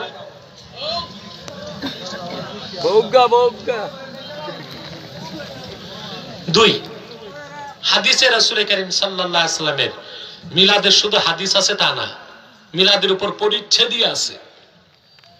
যেমন তিরমিজিতে একটা পরিচ্ছেদ আছে, বাবু মা জাআ ফি মিলাদিন নবী সাল্লাল্লাহু আলাইহি ওয়াসাল্লাম, মিলাদের উপর একটা পরিচ্ছেদ আছে। দালাইলুন নবুয়াত আল আজহার আল কাহিরা মিশরের ছাপ, প্রথম খণ্ডে দালাইলুন নবুয়াতের মতো এত বড় হাদিসের কিতাব ইমাম বাইহাকি রাসূলুল্লাহর মিলাদের উপর 6টা পরিচ্ছেদ স্থাপন করছেন, আর 20 পৃষ্ঠা শুধু মিলাদের হাদিসগুলো এনেছেন। তাহলে বোঝা যায় মিলাদুন নবী সাল্লাল্লাহু আলাইহি ওয়াসাল্লামের মূল দলিল কোরআন কারীমও আছে, হাদিসও আছে। হাফেজ জালালউদ্দিন সুয়ুতী রাহমাতুল্লাহ একটা কিতাবই লিখছেন মিলাদের উপর, হুসনুল মাকসাদ ফি আমালিল মাউলিদ। ইমাম ইবনে কাসির একটা কিতাবই লিখেছেন মিলাদের উপর, মিলাদুন নবী সাল্লাল্লাহু আলাইহি ওয়াসাল্লাম। মোল্লা আলী কারি মিলাদের উপর একটা কিতাবই লিখছেন, বুঝলেন? অর্থাৎ সকল মুজতাহিদ মিলাদের উপর স্বতন্ত্র কিতাব লিখে গিয়েছেন।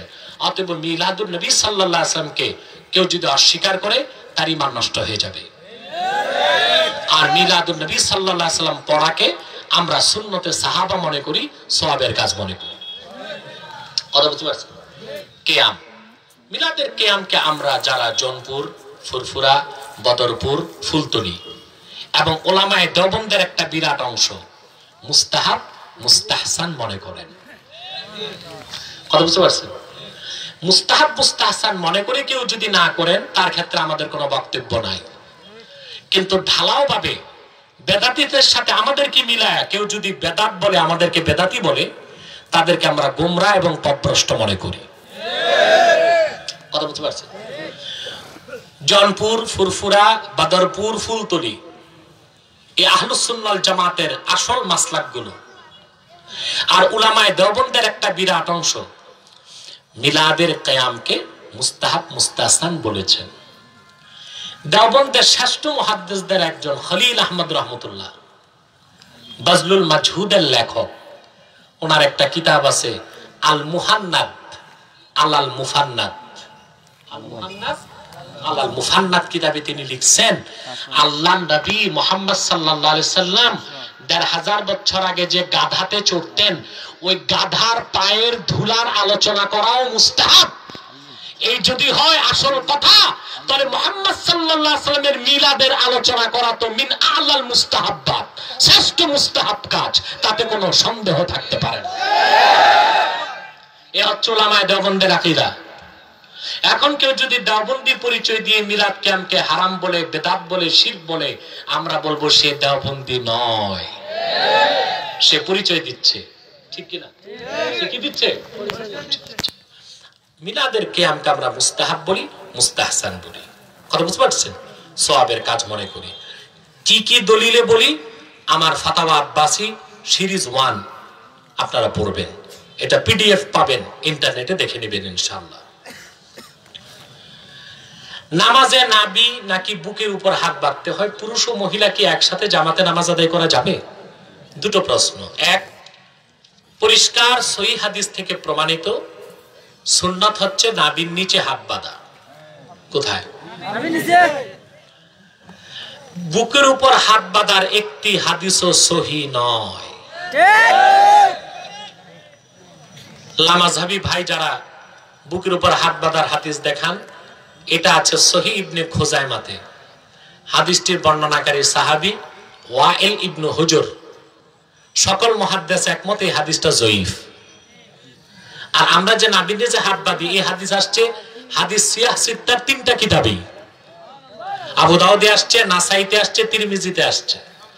ওয়া আন আলিয়্যিন কাররামাল্লাহু ওয়াজহা ইয়াদাউল ইয়ুমনা আলাল ইউসরা তাহতা সুররা। হযরত আলী বলেছেন, বাম হাতের উপর ডান হাত ধরবে, নাভির নিচে বাঁধবে। হাদিস তিরমিজিতে এসেছে, আবু দাউদে এসেছে, অমিনাস সুন্নাতি ওয়াদউল আকুফে আলাল আকুফে তাহতা সুররা। সুন্নত হচ্ছে বাম হাত ডান হাতে ধরা, নাভির নিচে বাঁধা। এই হাদিসগুলো সহিহ, কুতুবুস সিত্তায় আসছে, সিয়াহ সিত্তাতে আসছে। বুকের উপর হাত বাঁধার একটা হাদিস সহিহ দেখাতে পারবে না তারা। তারা জয়ীফ হাদিস আমল করতেছে। 3, পুরুষ আর মহিলা একসাথে জামাতে মসজিদে যেতে পারবে কিনা? না। মহিলাদের জামাতের উদ্দেশ্যে মসজিদে যাওয়া মাকরুহে তাহরিমা। ইসলামের প্রাথমিক অবস্থায় রাসূল করিম সাল্লাল্লাহু আলাইহি সাল্লাম মহিলাগণকে মসজিদে আসার অনুমতি দিতেন, কিন্তু হযরত ওমর ওনার খেলাফতে মহিলাদের মসজিদে আসা বন্ধ করে দিয়েছেন। বুঝেন না? কারণ আল্লাহ রাসূল সাল্লাল্লাহু আলাইহি সাল্লাম মহিলাদের ব্যাপারে বলেছেন যে মহিলাদের ঘরে নামাজ পড়া মসজিদ থেকে উত্তম। রাসূলুল্লাহ পুরোপুরি নিষেধ করেন নাই, একটাই কারণ যে আল্লাহ রাসূল সাল্লাল্লাহু আলাইহি ওয়াসাল্লামের কাছ থেকে সরাসরি ইলম অর্জনে বঞ্চিত হবে মহিলারা, এই জন্য অনুমতি ছিল। হযরত ওমর ওনার যুগে দেখলেন আর তো মহিলাদের আসার দরকার নেই মসজিদে, তিনি তাদেরকে বাড়িতে নামাজ পড়ার জন্য কঠিন নির্দেশ করলেন, আইন জারি করলেন। হযরত ওমর ছিলেন খোলাফায়ে রাশিদিনের একজন, ঠিক কিনা? এই জন্য হযরত ওমরের এই কাজে কোনো সাহাবী বাধা দেন নাই, এটা ইজমায়ে সাহাবা হয়ে গেছে। সেজন্য মহিলাদের মসজিদে জামাতে যাওয়া পুরুষের সাথে মাকরুহ। কথা বুঝতে পারছেন? 3 নাম্বার প্রশ্ন করা হয়েছে, নারায়ে রিসালাত ইয়া রাসূলুল্লাহ অর্থ কি? দেখুন, নারা মানে স্লোগান।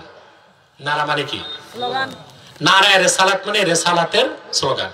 নারায়ে তাকবীর মানে আল্লাহর বরত্বের স্লোগান। তো আমরা নারায়ে তাকবীরের সাথে নারায়ে রিসালাত বলি। কেন বলি? এখানে আমরা আল্লাহর নির্দেশের অনুসরণ করি। আল্লাহর নির্দেশ কি? আল্লাহ বলেছেন ওয়া রাফা'না লাকা যিকরাক, মুহাম্মদ সাল্লাল্লাহু আলাইহি ওয়াসাল্লাম আপনার জিকিরকে আমি বুলন্দ করেছি। এর ব্যাখ্যা কি আল্লাহ নিজে তাফসীর করছেন হাদিসে কুদসি, ইযা যুকিরতু যুকিরতা মাই। মুহাম্মদ সাল্লাল্লাহু আলাইহি ওয়াসাল্লাম ধুলোকে ভুলোকে আকাশে জমিনে জান্নাতে আরশে আজিমে যেখানে আমার নাম সঙ্গে আপনি মুহাম্মাদের নাম, যেখানে আমি আল্লাহর নাম সঙ্গে আপনি মুহাম্মদ সাল্লাল্লাহু আলাইহি ওয়াসাল্লামের নাম। সুবহানাল্লাহ। আমি আল্লাহর নাম যেখানে উচ্চারিত হয় সঙ্গে আপনি মুহাম্মদ সাল্লাল্লাহু আলাইহি ওয়াসাল্লামের নাম উচ্চারিত হয়। সেজন্য আমরা বলি মসজিদে এক পাশে থাকে আল্লাহ তাআলার নাম আর এক পাশে আল্লাহ রাসূলের নাম। আর স্লোগান যদি হয় তা আল্লাহর স্লোগানের সাথে নারায়ে তাকবীরের সাথে নারায়ে রিসালাতের স্লোগান হওয়াটাও আল্লাহর হুকুমের তাকাজা। কথা বুঝতে পারছেন? হ্যাঁ, কোন ভাই ব্যাকরণগত সমস্যা ধরেন, ইয়া রাসূলুল্লাহ হরফে নেদা, দূর থেকে রাসূলুল্লাহকে ইয়া রাসূলুল্লাহ বলা শিরক না, এটা দলিলবিহীন অবান্তর কথা। দূর থেকে রাসূলুল্লাহকে ইয়া রাসূলুল্লাহ বলে শিরক হবে না। কেন হবে না? আমরা বলি না আল্লাহ রাসূল সাল্লাল্লাহু আলাইহি ওয়াসাল্লাম আমাদের এখানে উপস্থিত হন, আমরা বলি না তিনি হাজির নাজির, কিন্তু আমাদের আকীদা মুহাম্মদ সাল্লাল্লাহু আলাইহি ওয়াসাল্লাম হায়াতুন নবী, তিনি জান্নাতুল ফেরদৌস রওজা মুবারক থেকে আরশে আজিম পর্যন্ত দেখেন। উম্মত যত দূর থেকে ডাক দেখ মুজিজাতান শুনেন। এজন্য দূর থেকে ইয়া রাসূলুল্লাহ বলে শিরক তো হবেই না, বরং সওয়াব হবে। কথা বুঝতে পেরেছেন? কথাটা বুঝেন নাই? আমি একটা সহিহ হাদিস শোনাচ্ছি, ইবনে মাজার হাদিস, দার ইবনে হাজাম, সৌদি আরবের ছাপ, ইবনে মাজাহ। আব্দুল্লাহ বিন আব্বাস রাদিয়াল্লাহু তাআলা আনহুমা তায়েফে থাকতেন। একদিন ওনার একটা পা প্যারালাইজড হয়ে গেল। উনি যখন ভয় পেলেন, ওনার পাশে এক তাবেঈ ছিলেন, তাবেঈ। তিনি বলেন, হুজুর কি হয়েছে? কথা বুঝতেছেন? ওনার সাথে কে ছিল? তাবেঈ। তাবেঈ বললেন, হুজুর কি হয়েছে? তাবেঈকে বললেন, হঠাৎ করে পাটা প্যারালাইজড হয়ে গেছে। তাবেঈ তখন ওনাকে একটা আমল শিখালেন। মাঝে মধ্যে ছাত্র উস্তাদকে মনে করায় দেয়, ঠিক কিনা? আমার ছাত্র আমারে মনে করায় দিতে পারে না, কথা বলে না। তাবেঈ বললেন, উযকুর আহাব্বান নাস ইলাইক, আপনি যাকে সবচেয়ে বেশি ভালোবাসেন তাকে ডাক দেন। তায়েফ থেকে ইবনে আব্বাস ডাক দিলেন, ইয়া মুহাম্মাদা সাল্লাল্লাহু আলাইহি সাল্লাম, সাথে সাথে ওনার পা ভালো হয়ে গেল। তো দূর থেকে রাসূলুল্লাহকে ইয়া রাসূলুল্লাহ, ইয়া নবী, ইয়া হাবিব বলে ডাকাও যায়। মৃত ব্যক্তিকে কাফন জড়িয়ে আতর দিয়ে কপালে আরবিতে বিসমিল্লাহির রহমানির রহিম লিখে দাফন করে আসছে, এটা কি জায়েজ? মৃত ব্যক্তিকে কাফন তো পরাবেন, আতর দিবেন, সব দিবেন, কপালে কিছু লিখবেন না। কারণ ফতোয়া স্বামীতে এসছে লোকটাকে দাফন করার পর তার গোশত, তার রক্ত বের হয়ে যাবে না, তখন আল্লাহর কালাম অবমাননার সম্ভাবনা থাকে। অতএব কিছু না লেখাটাই উত্তম। জানাজার নামাজের পর সম্মিলিতভাবে দোয়া করা যাবে কিনা? জি, জানাজার নামাজের পর দোয়া করতেই হবে, বাধ্য করা যাবে না। যে এলাকাতে দেখবেন লোকজন দোয়া করতে চায় করবেন, যে এলাকাতে করে না চুপ থাকবেন, সেখানে ফিতনা করার কোনো প্রয়োজন নাই। তবে যদি বলেন জানাজা একবার তো দোয়া হয়ে গেছে, আবার দোয়া করার দরকারটা কি, এই প্রশ্নের জবাবে আমি বলবো সহিহ মুসলিমে এসেছে, বিস্তারিত হাদিসটি পাবেন মাজমাউজ জাওয়ায়েদ হাদিসের কিতাবে। আব্দুল্লাহ আব্দুল বাজাদাইন রাদিয়াল্লাহু তাআলা আনহুকে জানাজা দেওয়ার পর যখন ওনাকে কবরে নামানো হলো, জানাজার পর দাফনের আগে আল্লাহ রাসূল দোয়া করেছেন। কি দোয়া করেছেন? আল্লাহ রাসূল দোয়া করেছেন, আয় আল্লাহ, আমি আল্লাহুম্মা ইন্নী আমসাইতু আনহু রাদিয়া ফারদা আনহু। আল্লাহ, আমি আব্দুল্লাহর উপর আজকে সন্ধ্যা পর্যন্ত রাজি ছিলাম, এখন থেকে তুমি রাজি হয়ে যাও। দোয়া করা যেতে পারে, তবে এটা বাড়াবাড়িতে যাওয়ার কোনো সুযোগ নাই। যেখানে হয় করবেন, যেখানে হয় না চুপ থাকবেন।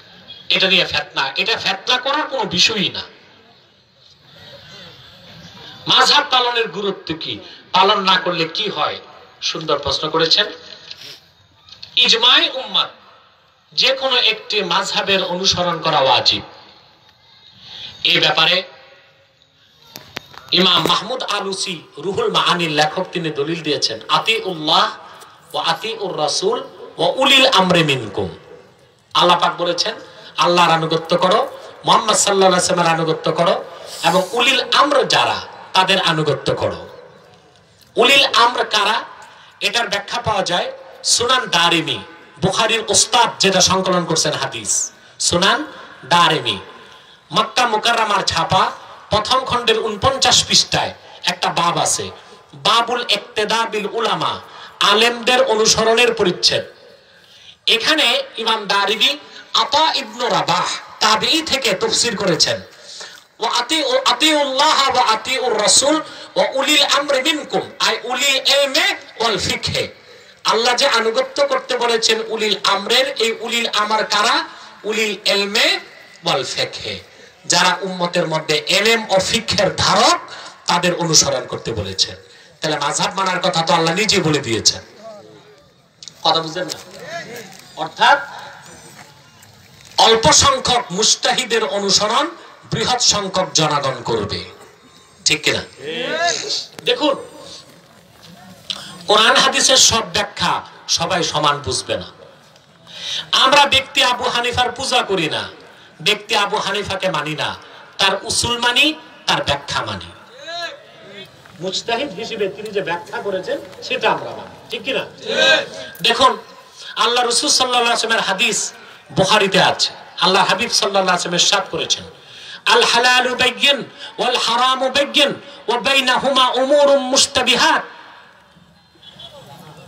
হালাল স্পষ্ট, হারাম স্পষ্ট, তার মাঝামাঝি আছে কিছু সন্দেহযুক্ত জিনিস।